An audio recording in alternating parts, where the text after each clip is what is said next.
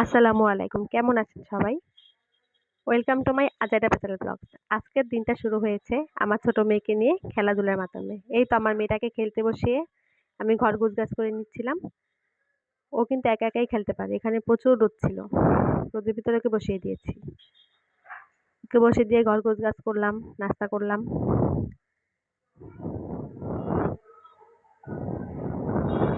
তারপর আমার শাশুড়ি ক্ষেত থেকে সবজি এবং ধনিয়া পাতা, কাঁচামরিচ এগুলো নিয়ে আসছিল। তো এগুলো বাছাবাছি করতেছিলাম। ধনিয়া পাতা, কাঁচামরিচ এগুলো বেছে নিচ্ছি এবং চিন্তা করতেছিলাম বড় মেয়েটিকে স্কুলে পাঠাইছি। ওর সামনে বার্ষিক পরীক্ষা। ওকে আসলে কি লিখতে দেওয়া যায়? বাচ্চাদের পরীক্ষা হলে বোধহয় মাদের মাথা ব্যথাই বেশি থাকে। এই তো চিন্তা করতে করতে নিয়ে আসছে মুরগি। মুরগিটা আজকে রান্না করব চাপটি দিয়ে খাওয়ার জন্য। মুরগিটা রেখে দিলাম। তারপর বসলাম লাল শাক নিয়ে। লাল শাক এবং ডাঁটা নিয়ে আসছিল। লাল শাক